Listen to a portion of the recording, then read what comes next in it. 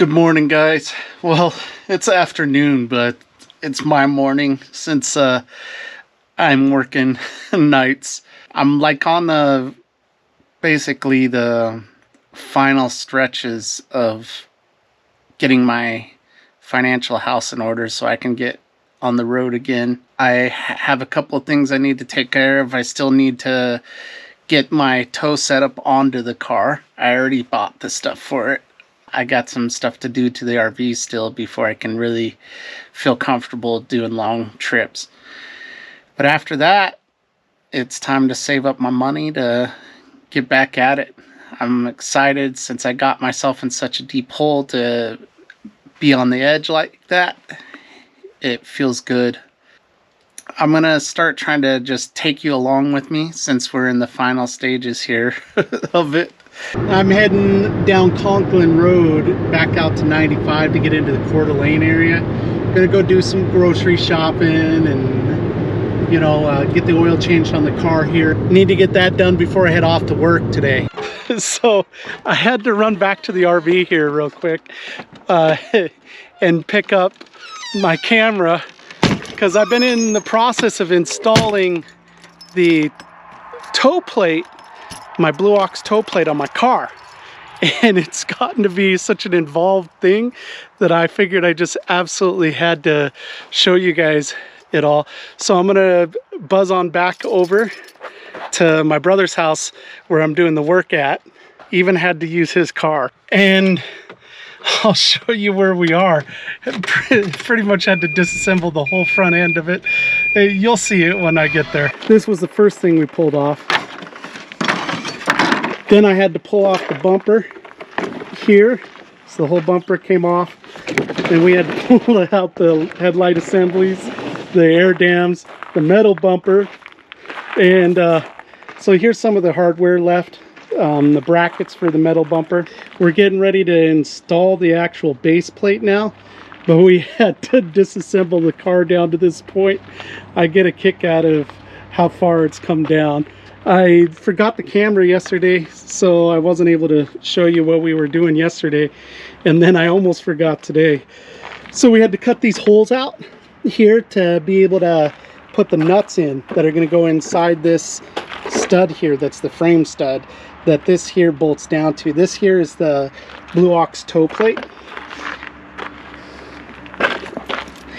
Here's another hole here that we had to cut in there. That one was already started. We had to enlarge it, and so we're gonna have to tap here, tap 2 times here on each side, and as you see, the drill bit's already in there. Then tap here as well, and then we crank that down to, I forget what the torque was, I think it was 80 pounds, and we have red Loctite on it, and then the tow plate will be on there, and then it'll be a matter of trying to reassemble everything else.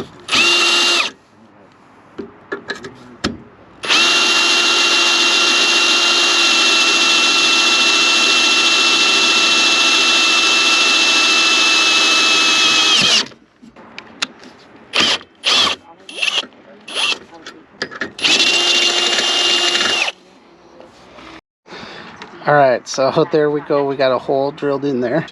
So we just rimmed this one out, and it's a little bit smaller than the other hole. As if you see with the nut plate here, it doesn't quite insert. Want to go ahead?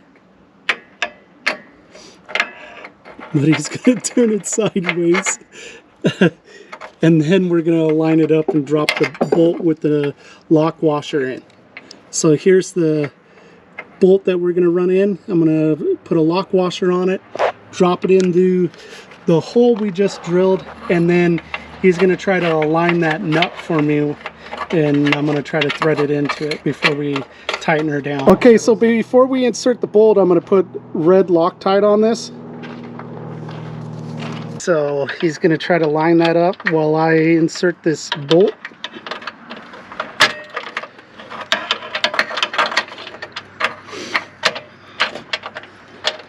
Are we on it? I think we're on it, right? We're really close. Am I in? I feel like... keep spinning her.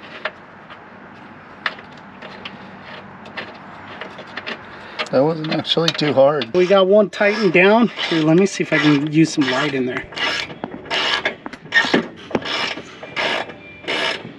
See there, we got the bolt on.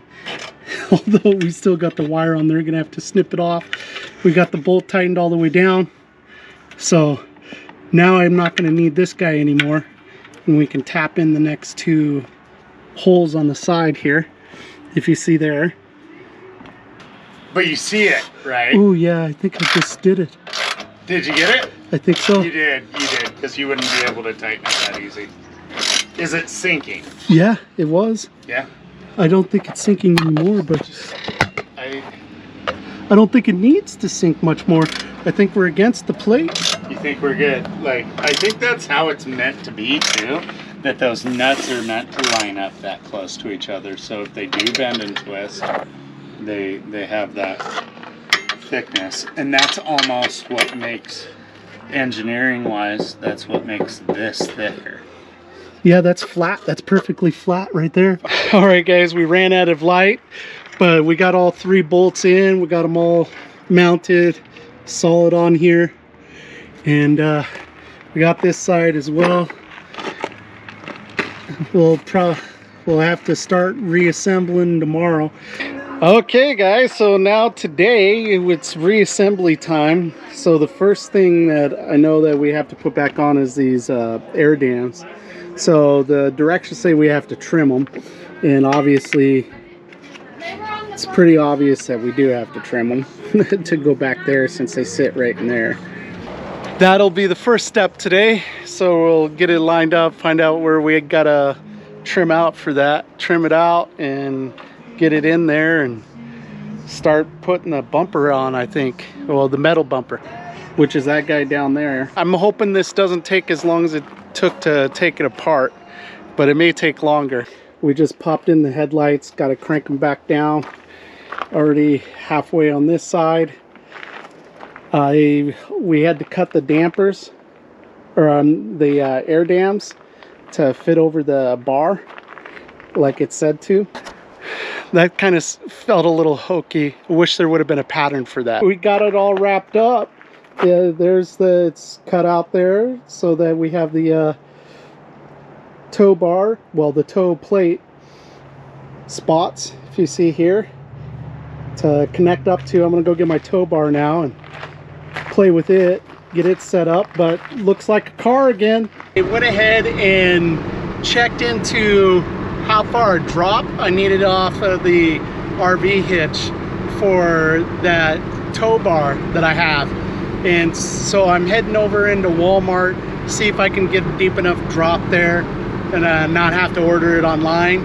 And then I didn't really want to wire into everything, so I'm going to use the magnetic lights and plug straight into the RV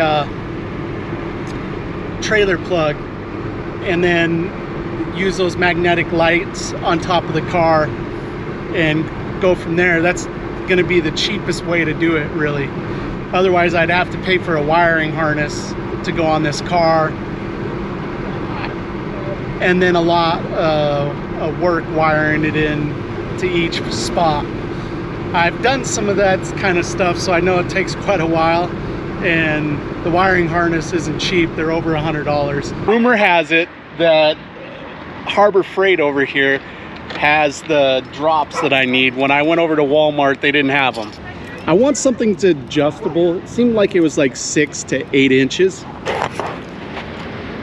was the amount of drop I needed to make it level. And it was kind of hard to tell because I wasn't on perfectly level ground and everything. So I want one that's adjustable, that'll go down to up to 8 inches. All right, so this is what we needed, is this sort of a thing. I want it to adjust up to 8 inches, but I don't want it to be a rigid 8-inch drop. So that's 3 8-inch max drop, 6 max rise. Well, they don't have exactly what I want. It seems to be out of stock, so this is what I was thinking, so that I could adjust it 6 to 8 if I wanted to. But they do have this guy that's 8 inches, so I figure I'll go ahead and try this. Hopefully my guess of 8 inches is right, and we can roll with this. Okay guys, I'm sorry about the wind that we got today. I hope that wind deal helps a little bit. There's a little bit of a windsock over the mic. Now this here is my haul for go ahead and set this stuff up for this towing.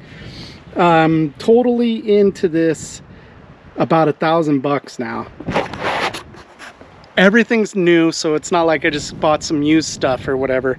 That's considerably cheaper than what people would say a flat tow setup is. It's all BlueOx, so it's all more higher end top. You already saw that I installed the tow plate, so that was a BlueOx tow plate that's on there. Here's the tow bar. It's the BlueOx Acclaim, so it folds up. It kind of self-adjusts when you go to take off, when you go to drive away.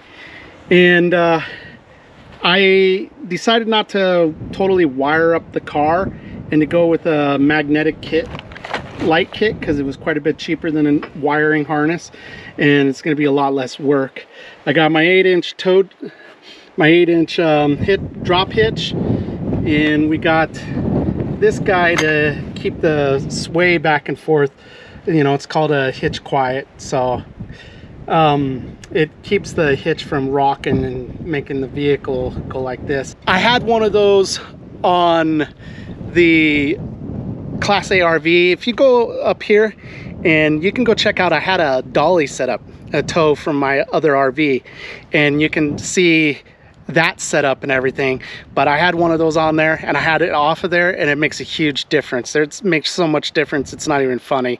The car didn't sway at all when that was on. I'm gonna go and start setting this all up and make sure the turn signals and the brake lights and all that work, and then if I have time, I'm gonna go and take it for a little spin today. If not, I'll do that tomorrow. Get out there, connect with people, live your big story, and make sure you do something every single day to reduce world suck. Peace, guys.